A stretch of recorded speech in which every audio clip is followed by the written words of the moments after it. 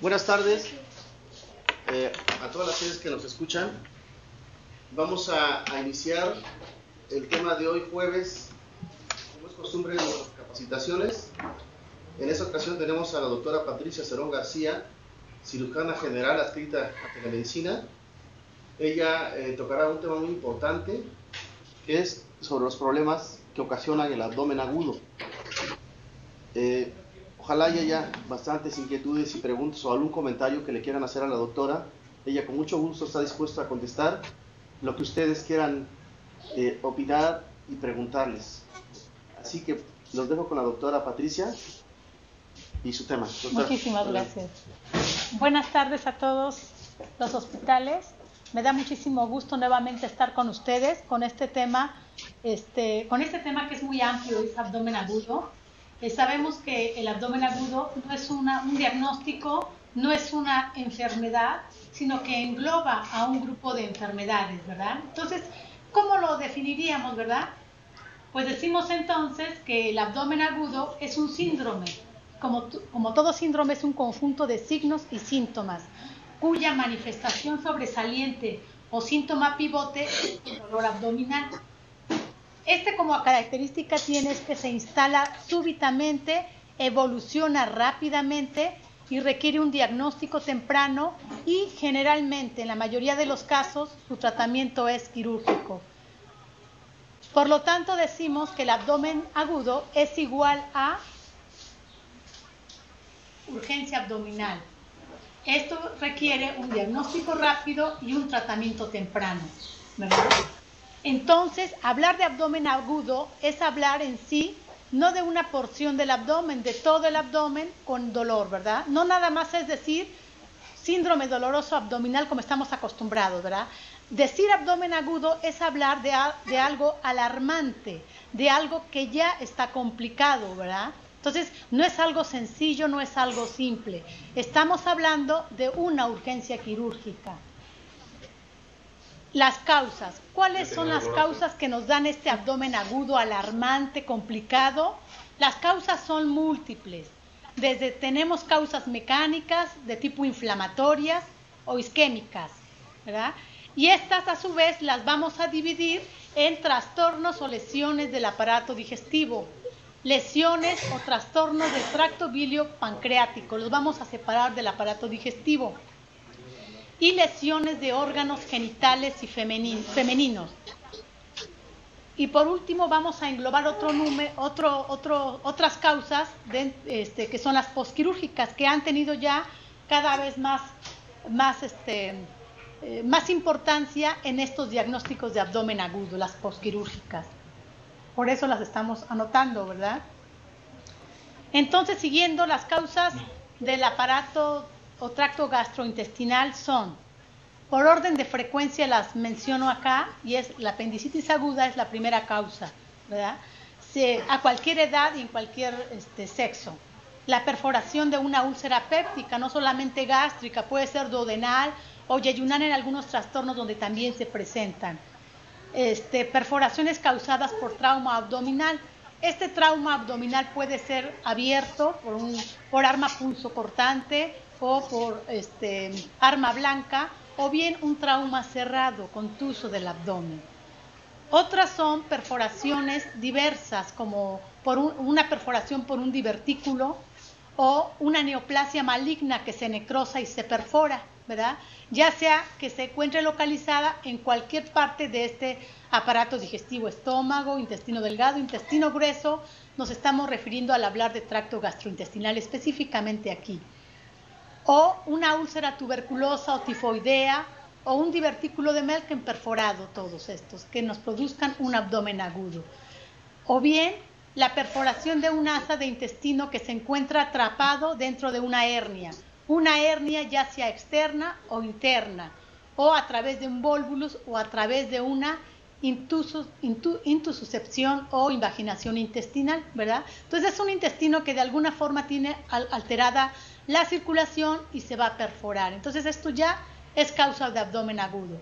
Si se dan cuenta y tomando en consideración estas principales causas, porque por eso las puse en primer lugar, considerando todas estas que se mencionan son de tratamiento quirúrgico, si se dan cuenta, ¿verdad? Entonces, por eso decimos que abdomen agudo es igual, generalmente, en la mayor parte de los casos, a tratamiento quirúrgico. Ejemplo, apendicitis aguda, las primeras horas, hiperémica o edematosa. En las segundas, ¿verdad? El lito sigue ahí, aumenta la presión dentro de la luz apendicular, se perfora, ¿verdad? Entonces tenemos un complejo ahí, ya complicado si no se diagnostica a tiempo. Otras perforaciones intestinales, ya sea por arma blanca, ¿verdad? O otro tipo de instrumento. Necrosis intestinales cuando hay lesiones de mesenterio, por ejemplo, en traumas cerrados de abdomen. Esto lo vemos comúnmente en donde hay lesiones de mesenterio y ya se altera la circulación y hay isquemia y necrosis en las siguientes horas. O cuando se forman grandes hematomas del mesenterio que hay que evacuar porque van a comprometer también la circulación. Todas estas son causas de abdomen agudo. Dentro de las enfermedades del tracto biliar y del páncreas ocupan el segundo lugar como causas de abdomen agudo. Estas tenemos las colecistitis. Aquí mencionamos la supurativa, ¿verdad? La que tiene material purulento, el piocolecisto. Pero también hablamos de la colecistitis enfisematosa, que también es una urgencia quirúrgica. Esta no tiene pus, tiene una gran cantidad de aire y pone en peligro la vida del paciente. Dentro de las pancreatitis tenemos la aguda complicada, ¿verdad? Es decir, la necrótica o la necrótico-hemorrágica, o la perforación o inminencia de la perforación de un absceso hepático. A lo mejor la perforación en sí nos da ya el abdomen agudo, pero la inminencia de perforación también nos puede dar un abdomen agudo, ¿verdad? Entonces, de un absceso hepático. La peritonitis de tipo biliar, ¿verdad? Son, de acuerdo a la localización, ¿verdad? Esos son tumores gástricos, intestinales, y aquí vemos a nivel también del ovario.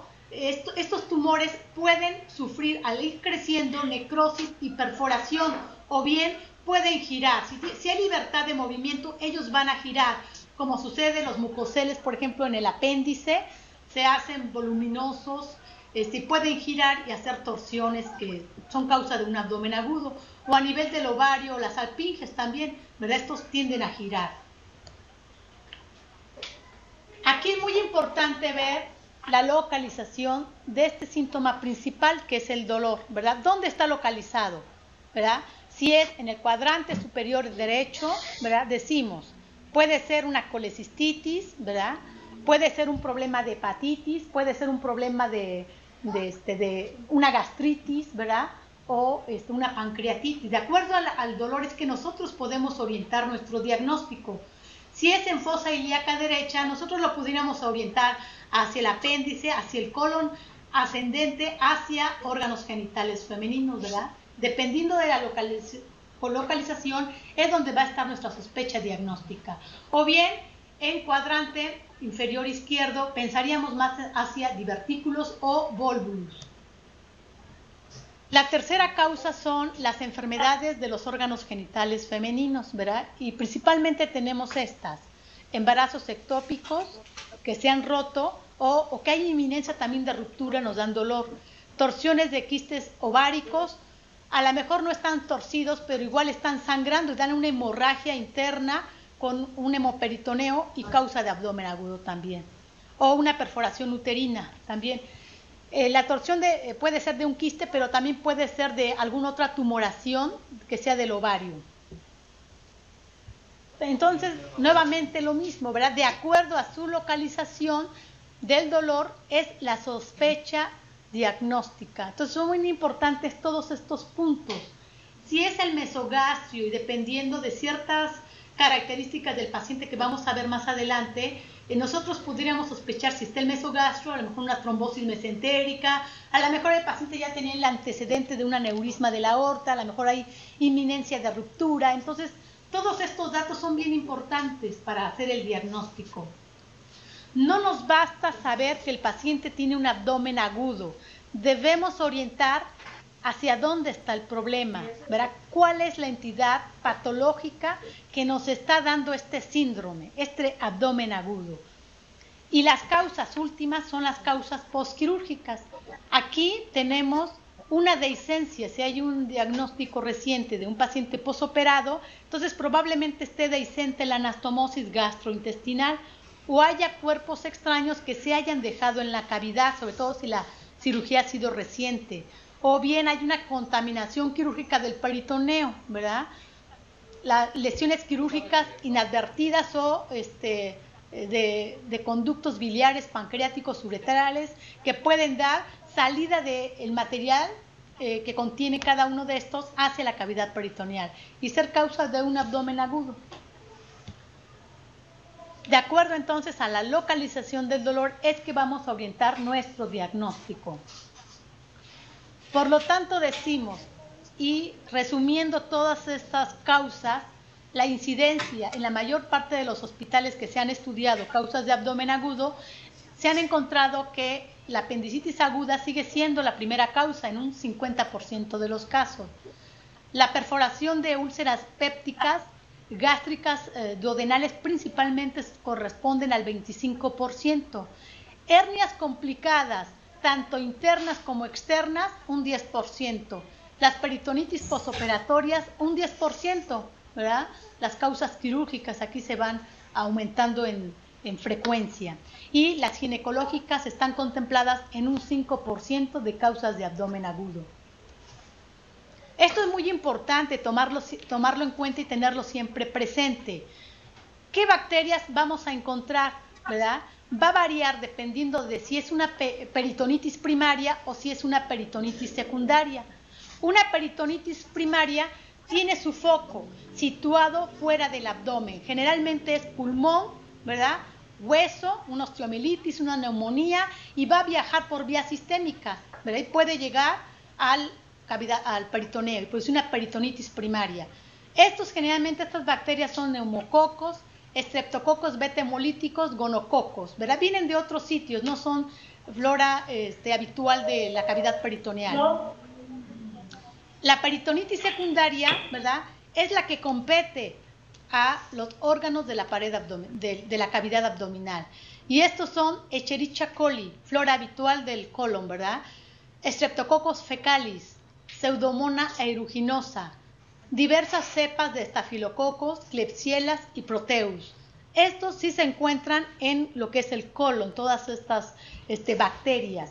Y estas son causas de peritonitis secundaria. Recordando un poquito, la cavidad peritoneal está integrada de esta forma, ¿verdad?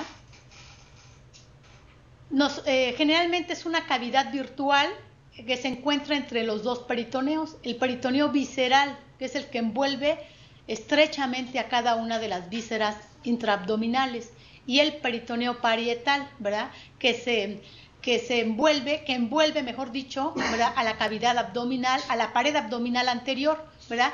Deja un espacio virtual, ¿verdad? Y este espacio tiene una pequeña cantidad de líquido, son 50 mililitros de líquido peritoneal, ¿verdad?, que permite libre movimiento de las asas de intestino y de los órganos que se encuentran intraabdominalmente. Algo también importante, que ese líquido es estéril y tiene una densidad de 0.16, ¿verdad? Entonces es un líquido estéril, esa es su densidad. Tiene proteínas, sí tiene proteínas escasas, principalmente albúmina. También tiene celularidad. ¿Qué tipo de celularidad normalmente hay en el líquido peritoneal? Pues hay macrófagos en su mayor parte. Hay linfocitos, algunos eosinófilos, células mesoteliales. También pudiera haber algunos leucocitos muertos, ¿verdad?, de combates, y estos todos son depurados. Este líquido se está produciendo por las células parietales, ¿verdad?, de peritoneo parietal. El visceral no produce, el parietal es el que produce esta cantidad de líquido y lo mantiene en una circulación óptima. Este líquido viaja hacia la parte de inferior a superior, hacia los linfáticos subdiafragmáticos. Así se limpia, ¿verdad? Así normalmente está.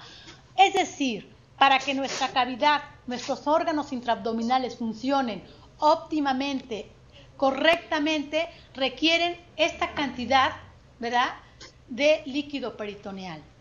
¿Qué pasa si aumenta la cantidad de líquido peritoneal?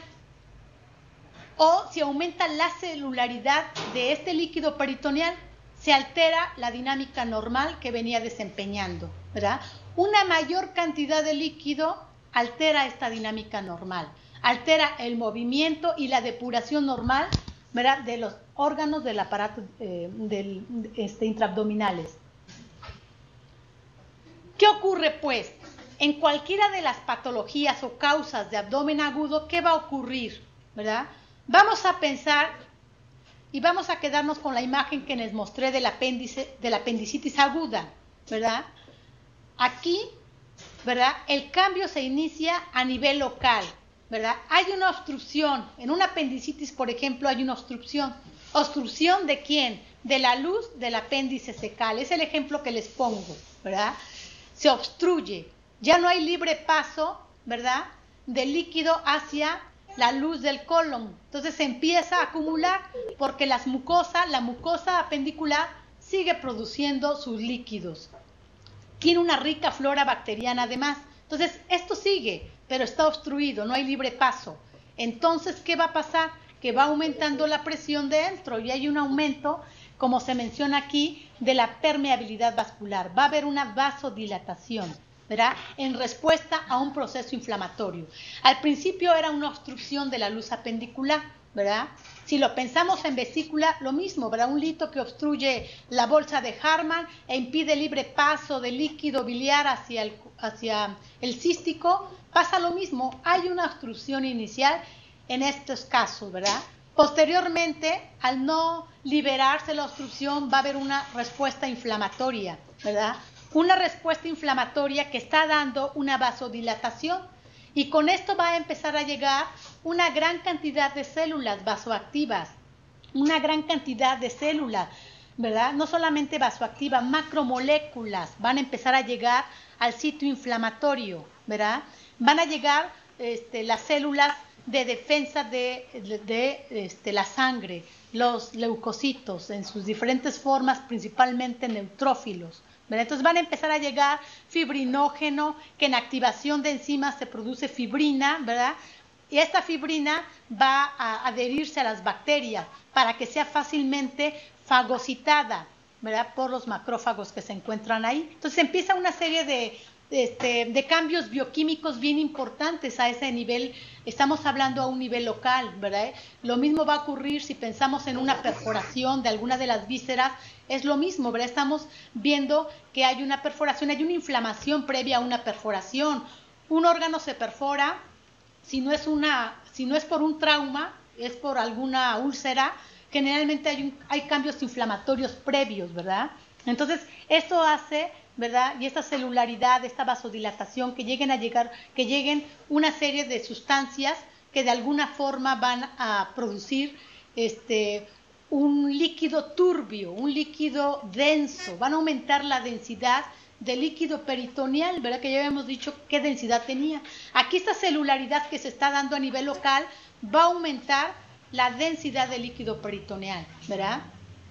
Al principio vamos a tener, ¿verdad?, que esta mucosa se encuentra inflamada con aumento de presión, la mucosa del órgano afectado, si es apéndice, si es vesícula, si es estómago, si es duodeno, llámese la patología, cualquiera de las que mencionamos, ¿verdad?, va a dar una inflamación de la mucosa. Esta, si continúa, se va a transmitir a las siguientes capas, ¿verdad?, del órgano afectado hasta llegar al peritoneo visceral, ¿verdad?, que es la serosa del órgano. Esto se inflama, la distiende y produce dolor. Entonces nos pudiéramos explicar por qué el origen de cada uno de estos dolores, ¿verdad? En abdomen, hablamos de 3 tipos de dolores: un dolor visceral, un dolor somático y el referido. El dolor visceral, entonces, ¿quién lo va a producir? Lo va a producir la distensión, la inflamación, tracción o estiramiento, ¿verdad?, del peritoneo visceral de cada órgano, ¿sí? Entonces, es un dolor es un dolor profundo, es un dolor difícil de describir por el paciente, no se puede localizar bien, ¿verdad? Y lo está dando el sistema nervioso simpático, ¿verdad? Es un dolor inespecífico, ¿verdad?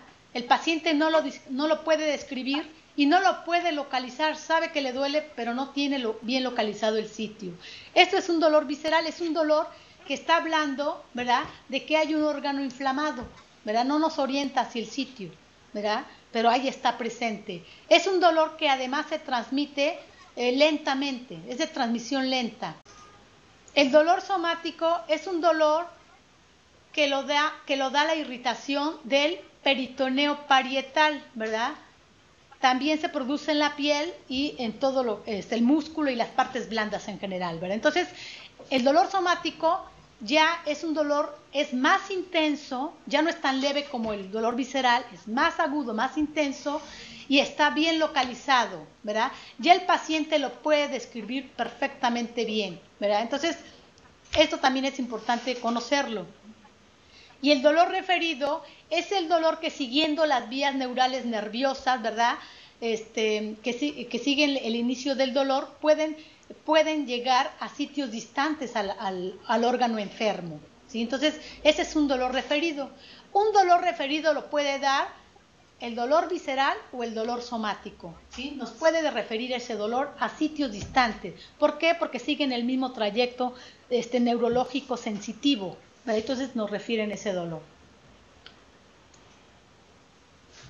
Entonces, en el abdomen agudo tenemos una respuesta inflamatoria localizada, ¿verdad? Si se actúa con prontitud y tiempo, evitamos que esta respuesta inflamatoria local, ¿verdad?, pueda llegarse a complicar con una respuesta generalizada a todo el abdomen, o bien incluso hacerse una respuesta sistémica con cambios bien importantes hemodinámicos, metabólicos y neuroendocrinos, ¿verdad? Lo que ya hablaría de un abdomen agudo, más complicado. Entonces, vamos a ver, de acuerdo a todos los aspectos bioquímicos que tenemos, ¿verdad?, que ya mencionamos, ¿verdad?, ¿qué vamos a tener en pocas palabras o como datos generales? Vamos a tener que las bacterias patógenas se van a multiplicar dentro de la cavidad peritoneal, ¿verdad? El peritoneo se va a tornar hiperémico, edematoso y va a empezar a transudar una mayor cantidad de líquido seroso hacia la cavidad peritoneal. Este líquido ya aumentó en cantidad, ¿verdad? Ya no es la cantidad que decíamos de 50 mililitros, ya es una mayor cantidad, ya en sí ya está alterando la dinámica. Le ponemos la rica celularidad, incluyendo células o macromoléculas, entonces lo hacen un líquido turbio, un líquido pesado, difícil al movimiento que estamos describiendo para la purificación normal y muy difícil de llegar hasta los linfáticos subdiafragmáticos, por lo espeso, por una mayor densidad, por la rica celularidad que ya tiene y difícil para el cuerpo depurarlo. Al principio lo va a tratar de depurar, después se bloquean, se tapan estos estomas linfáticos subdiafragmáticos y empieza a quedar ocioso, sin una circulación, este líquido ya rico en bacterias y en celularidad. Entonces, el líquido, además de esa celularidad, es rico en fibrina. La fibrina va a ayudar a localizar la zona infectada, ¿verdad? Provoca mayores adherencias y hace que el epiplón tenga un movimiento hacia el órgano enfermo y lo selle. Eso es lo que hace la fibrina, detectar el sitio enfermo, para que los mecanismos normales de defensa ubiquen el sitio enfermo y puedan evitar que se perfore, ¿verdad?, o que siga dando mayores problemas a la cavidad peritoneal. Entonces, eso es muy importante. La fibrina al principio es una fibrina laxa, fácilmente se puede quitar, se puede destruir, pero al llegar ya a fibroblastos, ¿qué va a pasar? Esa es una fibrina ya más dura, más densa, ya difícil de quitar. También podemos encontrar en esta cavidad peritoneal no solamente líquido, gas libre. Normalmente no hay gas libre en la cavidad peritoneal, pero en una perforación de una víscera hueca vamos a encontrar gas libre. Entonces, esto altera aún más la dinámica de estos órganos intraabdominales. El exudado puede localizarse o diseminarse, ¿verdad? se localiza si hay buenos mecanismos, si el epiplón está sellando ya correctamente el sitio, o bien, ¿verdad? Es una gran cantidad de exudado y, ¿verdad? Y se disemina por toda la cavidad peritoneal. No solamente va a quedar en la cavidad peritoneal, ya no va a ser generalizado al abdomen, ¿verdad? Va a viajar por estas vías linfáticas o bien a través de las serosas puede enviarse, por ejemplo, del abdomen se puede mandar hacia las pleuras, ¿verdad? Por continuidad serosa, o pueden viajar, ¿verdad? Este líquido rico en bacterias, en macromoléculas por vía hematógena, y va a ser un cuadro sistémico. Como resultado, y más resumido aún, vamos a tener que un hilio paralítico, ¿verdad? El abdomen pierde la dinámica normal, los órganos intraabdominales, y se paralizan. Ya no pueden moverse con libertad porque ya está alterado la cavidad peritoneal. Primero por el líquido, por la celularidad, ¿verdad? Luego por el exudado, ¿verdad? Entonces hace un hilio paralítico, ¿verdad? Ya no se mueven los intestinos. Puede hacer una septicemia abdominal, primero localizada al abdomen y de ahí extendida a todo el organismo. Si este es en un 30%, los hemocultivos van a salir ya positivos cuando se considera que el paciente ya tiene septicemia. Cuando empieza la falla orgánica multisistémica, cuando no se le ha dado tratamiento oportuno, ¿verdad? A esta septicemia, a esta infección importante, y el paciente ya está llegando a una falla orgánica de múltiples órganos. Ya no solamente son del aparato digestivo, renal, respiratorio, neurológico, es una falla orgánica multisistémica que nos va a llevar, si no hacemos nada, a la muerte del paciente.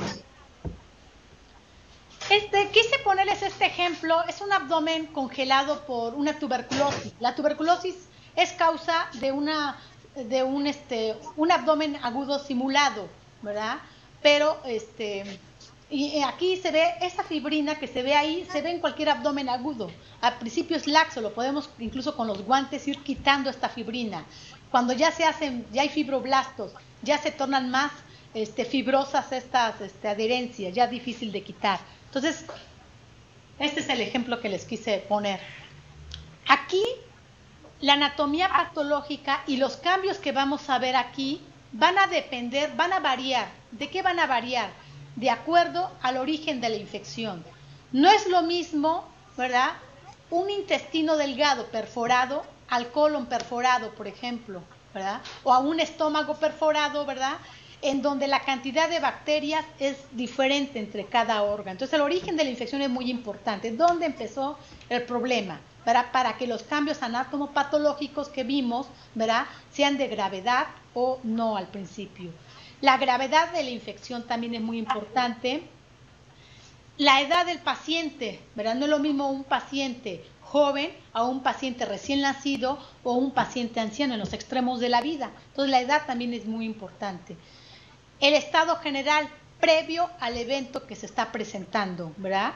A lo mejor el paciente es un paciente que ya es diabético, hipertenso, y todo esto va a alterar de alguna forma la forma cómo va a responder su cuerpo a esta entidad patológica. Y la resistencia del huésped, ¿verdad? Todo esto va a ser muy importante.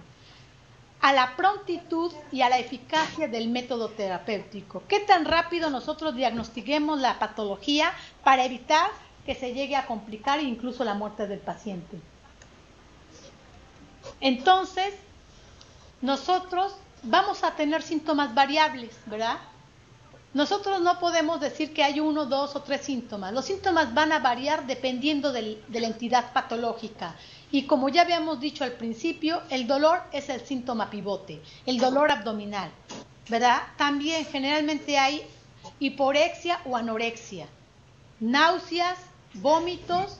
Aquí los vómitos hay que investigar qué características tienen, hacer toda una semiología de cada síntoma, ¿verdad? Hay hematemesis, ¿verdad? De los síntomas intestinales es muy importante también investigar sobre si hay estreñimiento, hay diarrea, previamente hubo, ¿verdad? ¿Qué hábitos normalmente evacuatorios tiene el paciente? Hay hematoquesia, melenas, tratar de investigar si hay sangrado a través del aparato digestivo, alto o bajo. Sobre los síntomas miccionales, ¿verdad? ¿Qué síntomas hay? Disuria, ¿verdad? Colaquiuria, todos los síntomas urinarios hay que tratarlos de integrar para empezar a orientar nuestra patología. ¿Hay ictericia? ¿No hay ictericia? El paciente está menstruando, no está menstruando, hay fiebre, no hay fiebre. Esto es muy importante. Todos estos síntomas, de alguna forma, no es uno, es un conjunto que nos va a ayudar a tener el diagnóstico preciso. Del dolor, como de cada síntoma, vamos a investigar, ¿verdad? El sitio de inicio, el sitio y la hora en que se inició, ¿verdad? Este dolor. Actualmente, ¿dónde se encuentra este dolor? ¿Qué irradiaciones tiene? Estos datos dentro de la semiología no deben de faltar. Si los pongo aparte porque es muy importante que nosotros pensemos en esta semiología. ¿Qué lo agrava? ¿Qué agrava el dolor y qué lo mejora? ¿Verdad? ¿Ha habido progresión? ¿Cómo ha sido esta progresión? ¿Fue de leve a más o fue de intenso desde el primer momento? ¿Cómo ha sido esta progresión del dolor?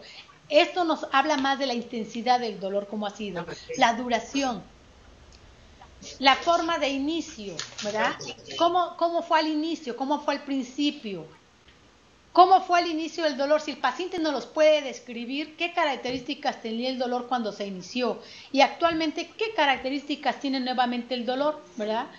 El paciente ha tenido episodios previos de un cuadro similar. Todo esto es muy importante. ¿En qué tiempo? Si fue así, ¿en qué tiempo tuvo un cuadro similar? ¿Qué diagnósticos tuvo en aquella ocasión? Todo esto nos va a orientar, ¿verdad?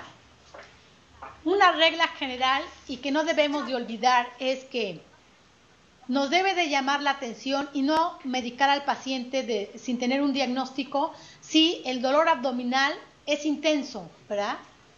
Son pacientes que previamente eran sanos. El dolor dura de 6 horas o más y no responde a los analgésicos comunes, analgésicos antiinflamatorios. Son causados generalmente por procesos orgánicos quirúrgicos. Cuando tiene alguno de estos puntos, por eso los pongo como regla general, ¿verdad? Porque hay que estar muy atentos. Y estos son puntos importantes por tener siempre en cuenta. ¿Cómo es el diagnóstico? ¿Cómo vamos a hacer? Si ya tenemos todos estos datos, toda la sintomatología de nuestros pacientes, ¿cómo vamos a hacer el diagnóstico?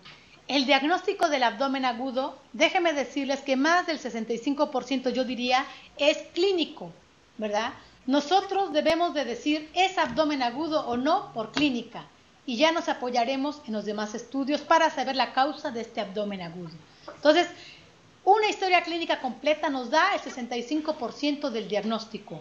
Esta historia clínica completa que no se les olvide que incluye los puntos A, B y C. Estas 3 partes es hablar de una historia clínica completa. Es un interrogatorio con una cuidadosa, acuciosa semiología de cada uno de los síntomas que ya mencioné. La exploración física, no debemos olvidar los signos vitales en el momento en que estamos viendo a nuestro paciente, porque estos van a cambiar de acuerdo a que empecemos un tratamiento, ¿verdad? La inspección, ¿verdad? Palpación, percusión, auscultación, no se nos olvide. El tacto rectal es bien importante y es obligatorio en todo abdomen agudo. Aquí nada más recalcando en los puntos de la historia clínica del interrogatorio, jamás olvidar en mujeres una historia clínica menstrual, una historia obstétrica. Todo esto es en los antecedentes gineco-obstétricos que deben de ser completos. Si el paciente está recibiendo o recibió una medicación previa, es muy importante hacer hincapié, ¿verdad? El paciente tiene alguna enfermedad crónico-degenerativa como hipertensión, algún tipo de cardiopatía, diabetes, tuberculosis o algunas otras enfermedades que el paciente tenga, hay que hacer mucho hincapié, ¿verdad? Y hay que tomarlo en consideración para emitir diagnósticos. Otro de los antecedentes que a veces olvidamos son, y que los puse por eso abajo, si el paciente ha tenido cirugías previas y cuáles son, qué tipo de cirugías, son recientes, qué tiempo llevan con esas cirugías. La historia de adicción a drogas, también muy importante, ¿verdad? A veces preguntamos sobre alcoholismo, tabaquismo, pero omitimos preguntar sobre drogas. Entonces, por eso los pongo como un apartado de darle mucha importancia a cada uno de estos aspectos, porque finalmente son los que nos van a llevar a pensar en un diagnóstico. En inspección, aquí me estoy centrando más a la inspección del abdomen, pero nosotros debemos de tener una inspección general. Nosotros ya sabemos, ¿verdad?, cómo estamos viendo al paciente, desde cómo camina, qué facies tiene, ¿verdad?, el estado de hidratación, todo esto previo. Aquí ya enfocándome al abdomen, porque las siguientes diapositivas son ya enfocadas al abdomen, ¿qué vamos a buscar y a prestar atención? Si hay o no presencia de cicatrices. Se encuentra distendido. En la inspección nosotros no vamos a tocar, vamos a ver, vamos a inspeccionar, vamos a ver el abdomen. Entonces vamos a ver, hay cicatrices, hay distensión, ¿verdad? Vamos a observar si hay simetría incluso del abdomen, ¿verdad? Hay una parte más voluminosa que otra. Todos estos aspectos a la vista deben de ser importantes, ¿verdad? Porque desde ahí nosotros vamos a empezar a orientarnos. A la palpación, ¿qué vamos a tratar de ver? El dolor, ¿verdad? El dolor, ¿dónde está localizado? ¿Verdad? El paciente nos dice que empezó en tal lugar, pero actualmente lo tiene en tal sitio. Vamos a tratar de tocar, ¿verdad? Hay un dolor a la palpación superficial, a la palpación media o a la palpación profunda. Cuando es un dolor a la palpación superficial, es decir, que nosotros nada más medio rozamos el abdomen y el paciente ya se queja de mucho dolor, nosotros decimos que hay una hiperestesia, ¿verdad? Es un aumento de la sensibilidad de la piel, ¿verdad? Ya no hablar del dolor medio profundo, porque muchas veces no lo podemos hacer, porque es tanto el dolor del paciente a la superficie que ya nos impide hacer un dolor más profundo, provocar un dolor más profundo. A nosotros podemos pellizcar nuestra piel y hablamos de otros datos. Si el paciente nos refiere dolores hiperbaragelsia, ¿verdad? Hacemos pequeños pellizcamientos con el dedo pulgar e índice de varias partes del abdomen. ¿Hay o no rigidez muscular? También es muy importante saberlo. ¿Esa rigidez muscular es a todo el abdomen o es en algún cuadrante en específico, ¿verdad? Entonces, hay que saber también detectar la rigidez muscular. Eso lo sentimos, ¿verdad? A la palpación. Dolor a la descompresión abdominal, ¿verdad? Ya nos vamos hacia despertar dolor nosotros hacia la palpación media o profunda.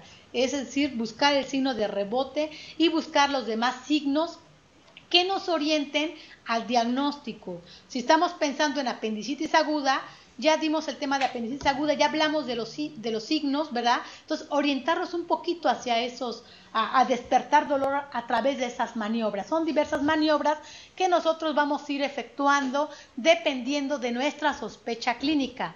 Si estamos sospechando, ¿verdad?, de un dolor en hipocondrio derecho y pensamos que pueda ser un piocolecisto, un cuadro de colecistitis, pues ya buscaremos la maniobra, a través de la maniobra de Murphy, buscaremos el dolor en ese sitio, ¿verdad? Entonces ya nos orientaremos dependiendo, hay muchas maniobras y aquí va a depender del diagnóstico que nosotros ya estemos intuyendo que tiene el paciente.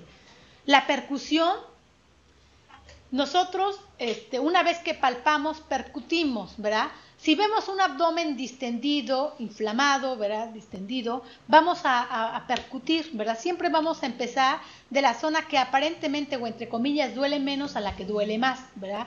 Tratando de buscar si hay timpanismo, matidez o submatidez.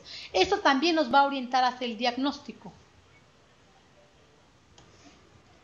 La auscultación. Si es un cuadro de obstrucción intestinal, ¿verdad?, pudiéramos encontrar una hiperactividad, ¿verdad? Este punto número 1 que está arriba de hiperactividad lo vamos a dejar aparte porque esto entraría dentro de la obstrucción intestinal. La obstrucción intestinal, si no es de inicio súbita, repentina, no nos da un abdomen agudo, ¿verdad? Generalmente la obstrucción intestinal es paulatina, nos da una obstrucción leve con dolor a medida que pasan los días de mayor intensidad. Lo vamos a dejar en un apartado en un apartado como obstrucción intestinal. Y aquí el punto que es muy importante ver es la disminución, ausencia o normalidad en un momento determinado de los ruidos intestinales. Si hay perforación, apendicitis o cualquiera de las causas que ya mencionamos al principio y la dinámica está alterada por estos cambios bioquímicos y anatomopatológicos que ya mencionamos, generalmente dijimos que hay un hilo paralítico, ¿verdad? Hay una disminución o ausencia de peristalsis. Entonces, esto es un dato bien importante y esto nos está hablando o nos está integrando ya el síndrome de abdomen agudo. El tacto rectal. El tacto rectal, ¿por qué es importante? ¿Verdad? El dolor, al tacto rectal nosotros podemos detectar cómo están nuestros sacos de Douglas. Se encuentran llenos, se encuentran vacíos. El dolor hacia qué zona está localizada. Si es un hombre, pudiera ser un problema prostático, una prostatitis, ¿verdad? Si es una mujer, habría que detectar si hay acumulaciones líquidas, si detectamos alguna tumoración, ¿verdad? O adentro de la luz del recto del ano hay algún cuerpo extraño, ¿verdad? Todo esto tenemos que ver. Y al final, el guante que nos está arrojando, hay sangre, hay moco, hay algunas otras sustancias que esté arrojando el guante. Todo esto es bien importante en un examen rectal y es parte de toda esta historia clínica completa. Los auxiliares diagnósticos. Nosotros, hasta aquí, marcando el interrogatorio con toda su semiología, con todos sus antecedentes, toda la exploración física, incluyendo este tacto rectal, hasta aquí nosotros tenemos que tener sospechas diagnósticas. De todas las causas que mencionamos al principio, ¿cuál sospechamos más? Entonces, aquí, para que nosotros podamos orientar entonces nuestros exámenes de laboratorio. No a todos los pacientes les vamos a pedir unas pruebas de función hepática, ¿verdad? Generalmente pedimos de rutina la biometría hemática completa, la química, el examen de orina. Pudiéramos pedir el electrolito sérico si vemos a nuestros pacientes muy deshidratados, pero no de rigor pedimos pruebas de función hepática. Esto ya más hacia la orientación de problemas del tracto biliopancreático. Otros estudios aquí importantes son las radiografías de lo que se conoce como serie de abdomen agudo e incluye una radiografía de tórax y 2 de abdomen. Entonces, las radiografías de tórax, ¿para qué son importantes? Primero, para ver si hay aire subdiafragmático, ¿verdad? Normalmente sabemos y vemos en una radiografía de tórax a los pulmones, la silueta cardíaca y también podemos visualizar los subdiafragmas. ¿Hay o no neumoperitoneo? Lo vamos a ver en este aire que pueda encontrarse en esa zona. Visualizar si hay colecciones o procesos neumónicos o pleurales que nos estén dando una similitud de abdomen agudo. Entonces, eso es muy importante. En las radiografías vamos a tomar siempre y vamos a pedir una en decúbito dorsal, el paciente acostado, y otra el paciente parado, ¿verdad? En bipedestación. Nosotros vamos a tratar de ver si hay gas intra y extraluminal, si hay niveles hidroaéreos también, hay interfase líquido-aire, ¿verdad? ¿Cómo se encuentran escalonados? ¿Qué características tienen estos niveles hidroaéreos si se encontraran? ¿Hay edema interasa, ¿verdad? ¿Hay borramiento de los psoas? ¿Qué es lo que podemos observar en la placa? ¿Verdad? Dependiendo de lo que ya estemos sospechando, vamos a buscarla intencionadamente en la radiografía. Entonces, la radiografía va a variar la búsqueda dependiendo de lo que nosotros estemos buscando ahí, ¿verdad? Otros estudios que nos pueden ser de utilidad, si los tenemos y si tenemos disponibles, son ultrasonidos y algunas veces tomografía, pero estos tampoco son de rutina, solamente que fuera necesario las solicitaremos. Si no, ¿qué va a pasar? Si pedimos un ultrasonido, una tomografía, estamos, ¿verdad?, retrasando nuestro tratamiento, ¿verdad?, para la patología que ya estamos sospechando. Pero si nosotros estamos sospechando que esto puede ser debido, esta entidad patológica, este síndrome, a tumoraciones, por ejemplo, pseudoquistes, algún tumor o un hidrocolecisto o algunas otras colecciones, purulentas de la cavidad abdominal, un absceso residual, por ejemplo, pudiéramos pedir un ultrasonido o una tomografía, ¿verdad? Para tener la certeza y poder entrar hacia esa zona. Aquí, y los que se conocen son como simuladores del abdomen agudo, ¿verdad? Esto no es un abdomen agudo como tal. De todo lo que les mencioné, de toda la fisiopatología y todos estos cambios bioquímicos que hay, en los simuladores del abdomen agudo no hay estos cambios fisiopatológicos, anatomopatológicos, no los hay, ¿verdad? Es por otros mecanismos que se puede desencadenar el dolor abdominal, ¿verdad? Entonces los llamamos como simuladores de abdomen agudo, ¿verdad? Entonces estos padecimientos de entrada no son quirúrgicos, por eso es muy importante hacer diagnóstico diferencial también. Y estos son el infarto agudo del miocardio. Muchas veces el dolor de un infarto inicia en epigastrio y el paciente refiere el dolor intenso en esa zona y pudiéramos nosotros pensar que es una úlcera gástrica perforada, ¿verdad? Porque el dolor puede ser tan intenso abdominal que nos haga sospechar de una úlcera perforada antes de pensar en un infarto agudo del miocardio. Entonces hay que hacer diagnóstico diferencial y tratar de integrar nuestro síndrome de abdomen agudo. Una pericarditis aguda, una congestión pasiva, una hepatitis del hígado nos puede dar un abdomen agudo también, una neumonía con un dolor referido al abdomen nos puede dar un abdomen agudo. La cetoacidosis diabética también, una insuficiencia suprarrenal, todas estas patologías, incluso las hematológicas, nos pueden dar dolor abdominal, ¿verdad? Aquí hay que hacer la integración, ¿es o no abdomen agudo? Es un simulador de abdomen agudo. Si únicamente es el dolor que está presente, sin otros datos, ¿verdad? Hay que tener mucho cuidado en estos aspectos. Una regla de oro es que no debemos olvidar que si no tenemos un diagnóstico, no podemos administrar ningún tipo de medicamento, no solamente analgésicos, antibióticos tampoco, ¿verdad? Para que no modifiquemos nuestro diagnóstico y no retrase nuestro tratamiento. Es una regla de oro que no debemos de olvidar, ¿verdad? Entonces, abdomen agudo no es algo sencillo, no es algo simple, ¿verdad? Es algo más complejo de lo que estamos pensando. Y esto, si no se diagnostica a tiempo, puede tener consecuencias fatales para el paciente. Otros simuladores de abdomen agudo son una enfermedad acidopéptica, por ejemplo, una gastritis, ¿verdad? Una hepatitis, ya lo habíamos mencionado, una gastroenteritis, incluso el paciente tiene gastroenteritis y tiene dolor abdominal, ¿verdad? Hay que tener mucho cuidado aquí de no decir que es un abdomen agudo y que requiera cirugía, hay que hacer diagnóstico diferencial también con todo esto. Una infección de vías urinarias, una pielonefritis nos puede confundir con un abdomen agudo también y hay que tener aquí mucho cuidado. Padecimientos ginecológicos, por ejemplo, y todos hemos ya tenido enfermedades pélvicas inflamatorias de muchos pacientes, también nos pueden confundir con un abdomen agudo. Síndromes premenstruales, entonces hay que tener mucho cuidado con esos pacientes.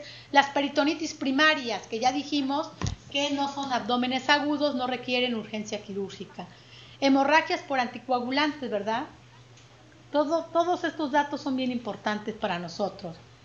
Entonces, ¿cuál va a ser el tratamiento? ¿Cómo vamos a abordar un paciente con abdomen agudo? Primero, tener el diagnóstico, ver en forma oportuna. Evaluar riesgos de peritonitis. ¿Qué tiempo ha pasado desde el evento que se inició hasta este momento? ¿Cuántas horas ya pasaron? ¿Verdad? Vamos, si hay un riesgo inminente, ya pasaron más de 6 horas, inmediatamente ya tenemos nuestro diagnóstico de la impregnación antibiótica y estabilizar a nuestro paciente hemodinámicamente, ¿verdad? Hidratarlo, si el paciente está con una deshidratación leve, moderada o severa, hay que hidratar a nuestro paciente, ¿verdad?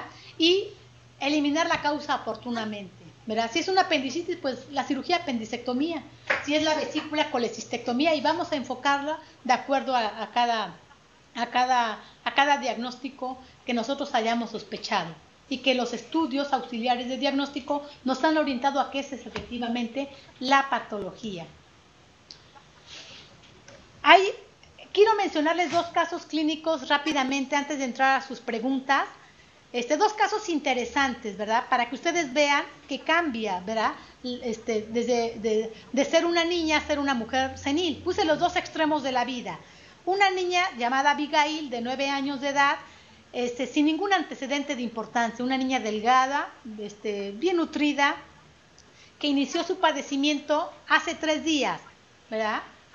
Ya teníamos a una niña sana que inicia repentinamente el cuadro hace 3 días con el síntoma pivote, dolor abdominal, el mesogastrio, leve y continuo, ¿verdad? Se acompañó de náuseas y posteriormente vómitos en número de 3 al día, ¿verdad? Cada día eran aproximadamente 3 veces vomitaba la niña aproximadamente. Ya tenía 3 días de evolución, ¿verdad? De la hiporexia pasó a la anorexia.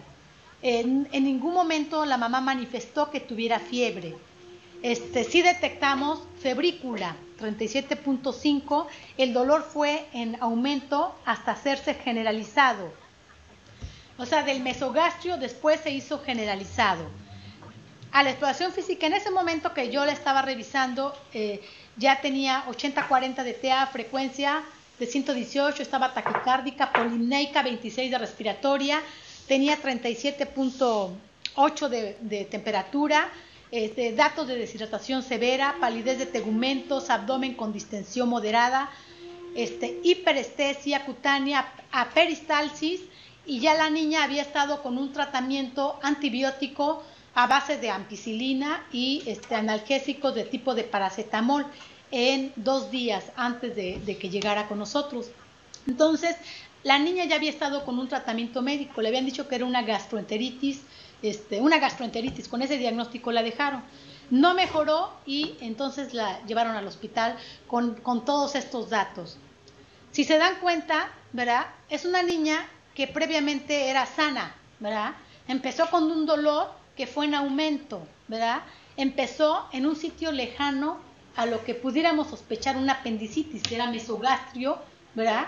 Y de ahí se hizo generalizado. Empezó con alteraciones del apetito, ¿verdad? La mamá no nos manifestó que tuviera fiebre, ¿verdad? La niña estaba deshidratada, a pesar de ya haber tenido tratamiento intravenoso para su hidratación, ya tenía soluciones Harman, ya había estado siendo manejada por pediatría en un turno previo, entonces la paciente aún así continuaba deshidratada.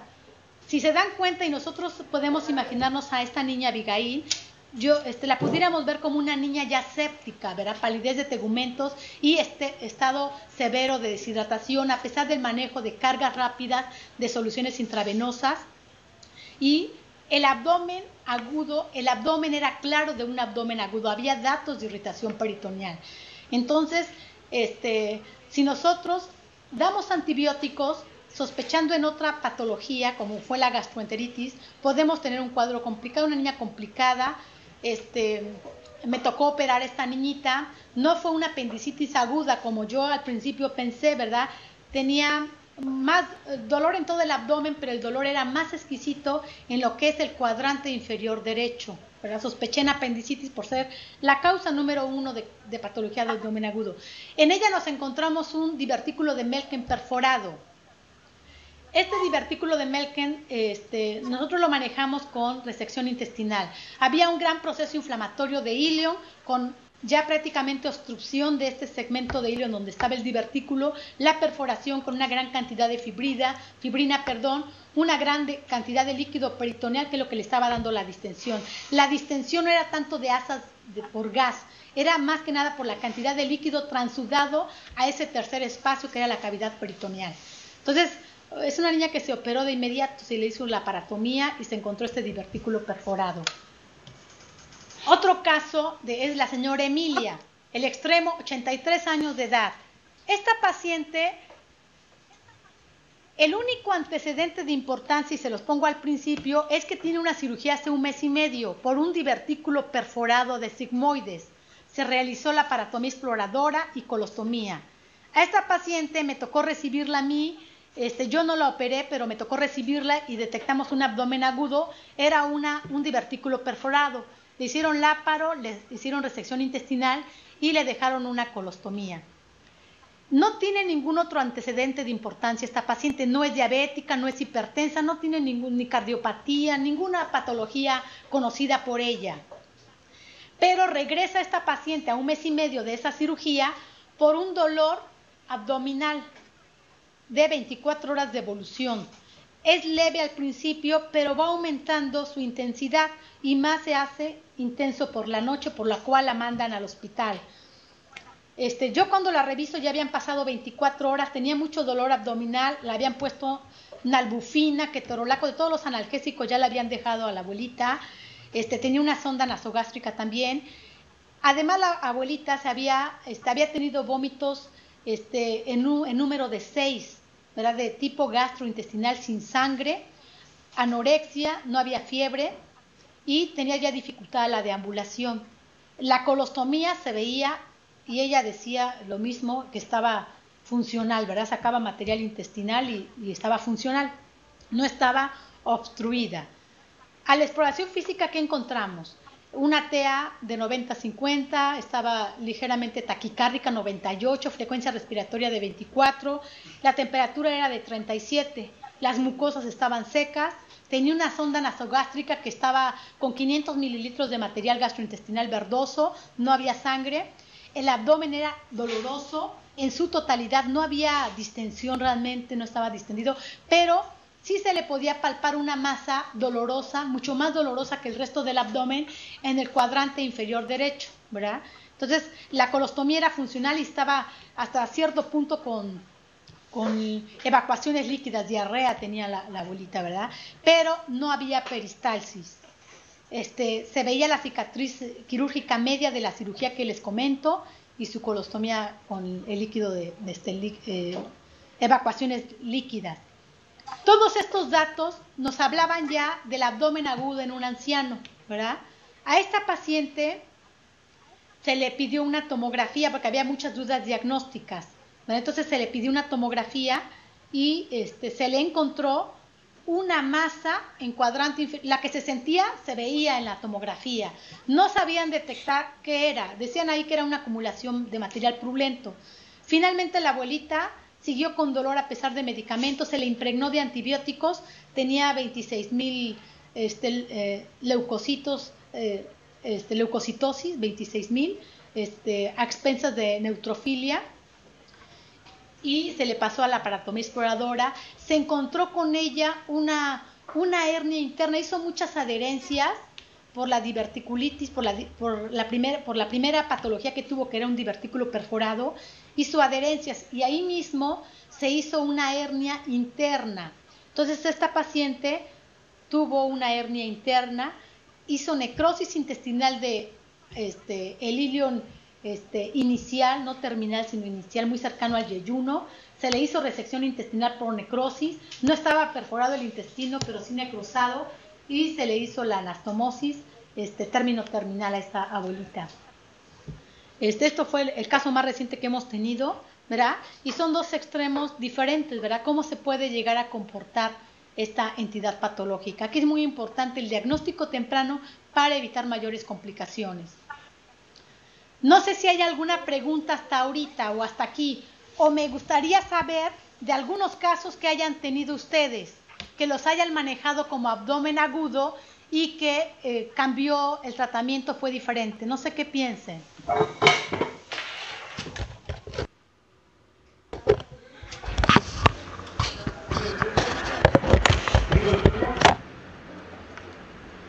Doctora. Sí, adelante. Doctora, ¿me escucha? Sí, cómo no, te escucho bien. Bueno, mire, yo tengo una pregunta. ¿Cómo no? Por ejemplo, nosotros en el hospital no contamos con un cirujano en forma diaria. Tenemos días específicos en los cuales se tiene o se cuenta con ese personal. Mi pregunta sería, por ejemplo, si yo estoy sospechando en un abdomen agudo o en probable apendicitis, yo preguntaría, ¿cuál es el tratamiento? Una vez ya obviamente teniendo la certeza de utilizar qué tipo de antibióticos son los de elección, por el hecho de que, como comentaba, no tenemos diario el hecho de decir, bueno, mañana viene el cirujano y podemos esperar cierto tiempo, obviamente impregnándolo de antibiótico y demás medidas generales que se tienen que hacer en este tipo de pacientes. yo pediría cuál es el tratamiento de elección, o independientemente no puedo esperar más de 24 horas en un tipo de en un caso probable de estos que acabamos de ver. Claro.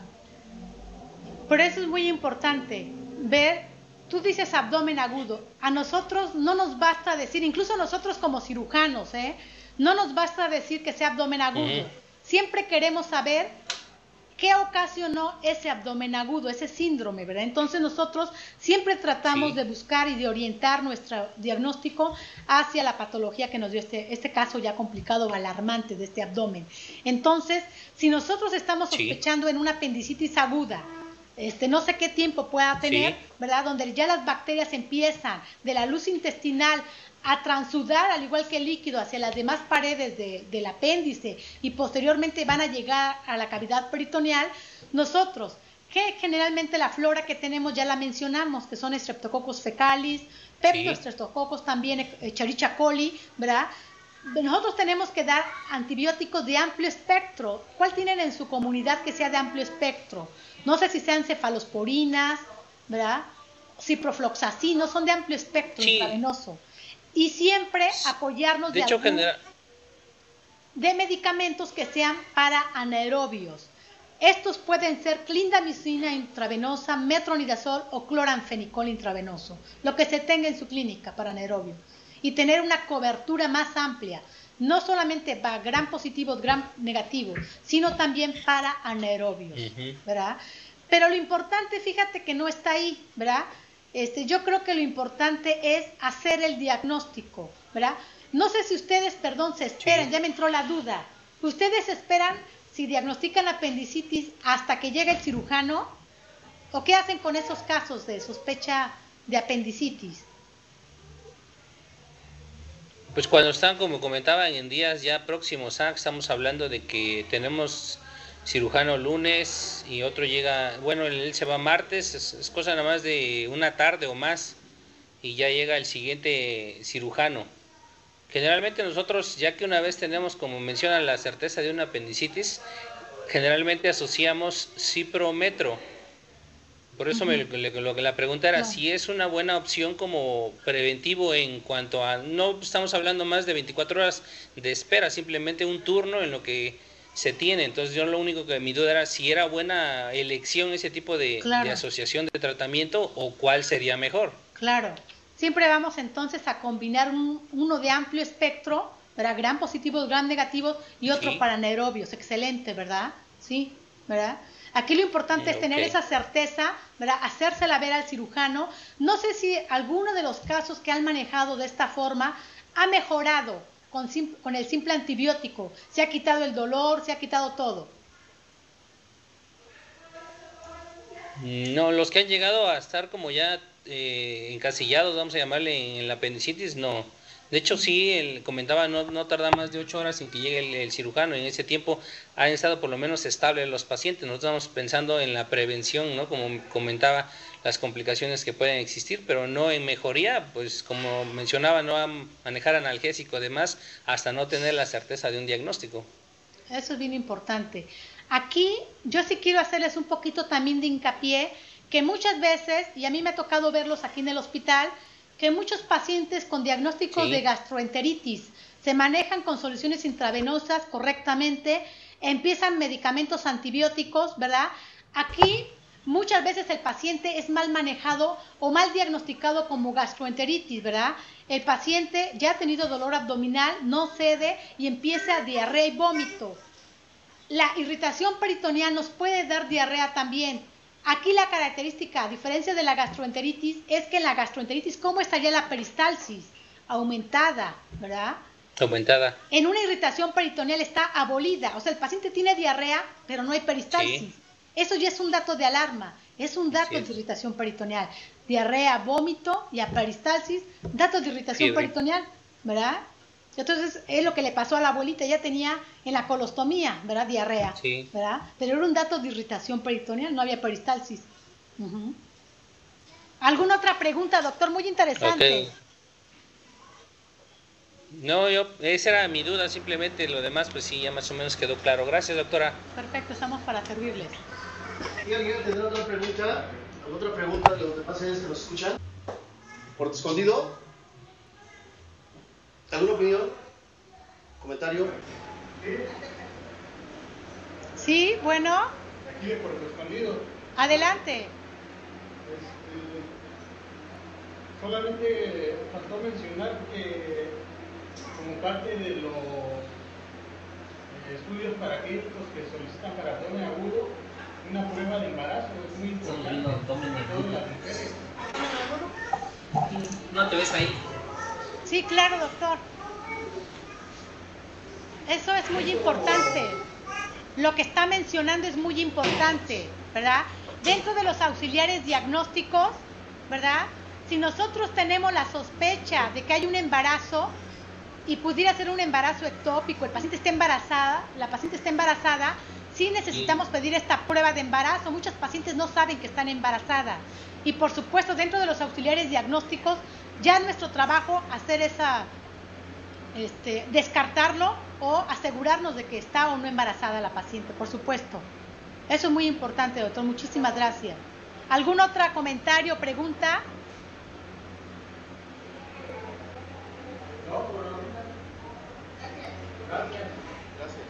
Gracias. Gracias. Cenetec también vemos que está con nosotros. ¿Alguna duda tendrá Cenetec? ¿Algún miembro de Cenetec? ¿Quisiera opinar algo? Aquí en Cenetec no tenemos ninguna pregunta.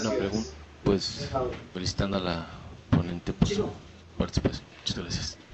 Gracias. Bueno, doctora, pues no sé si usted quiere agregar algo más. Ya nada más para concluir con todo lo que hemos mencionado, ¿verdad? Desde las causas, las alteraciones bioquímicas y anatomopatológicas, yo les digo, ¿verdad? El abdomen agudo, ¿verdad? Sí requiere un tratamiento quirúrgico y hay patologías que son simuladoras de abdomen agudo. Tenemos que hacer ese diagnóstico diferencial porque esos grandes simuladores no requieren tratamiento quirúrgico. Simulan un abdomen agudo. Abdomen agudo es todo lo que ya mencionamos y lo vamos a ir viendo a medida que veamos cada uno de los diagnósticos. Ya hace 3 meses, no recuerdo bien la fecha, vimos apendicitis aguda y ya vimos todo lo que engloba, todos los signos que hay que buscar para llegar a este diagnóstico. Y a medida que vayamos viendo cada uno de estos diagnósticos, nos vamos a dar cuenta, ¿verdad?, que todos van a requerir una prontitud en este diagnóstico para un tratamiento quirúrgico finalmente. Eso es todo por mi parte. Muchísimas gracias. Ojalá y les haya sido de mucha utilidad.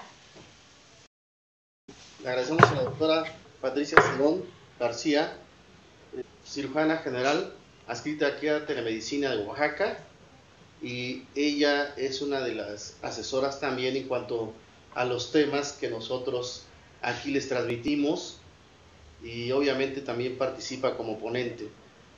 Doctora, muchas gracias. Sí. Y obviamente le vamos a hacer la entrega de su constancia por haber participado el día de hoy con nosotros. Dice, la Coordinación Estatal de Telemedicina otorga la presente constancia a la doctora Patricia Cerón García por su ponencia en el tema abdomen agudo que se efectuó el día de hoy, 5 de julio del 2012, en esta ciudad de Oaxaca de Juárez, obviamente con la firma del doctor Gabriel Sáenz Coronado, coordinador estatal de Telemedicina, y su servidor del Departamento de la Capacitación y Educación Continua, doctor Alberto López Ibaja. Doctora, su constancia, muy amable, y vamos a estar aquí todo el tiempo colaborando, y obviamente también le agradezco su colaboración, ¿verdad? Muy amable. Gracias a todos.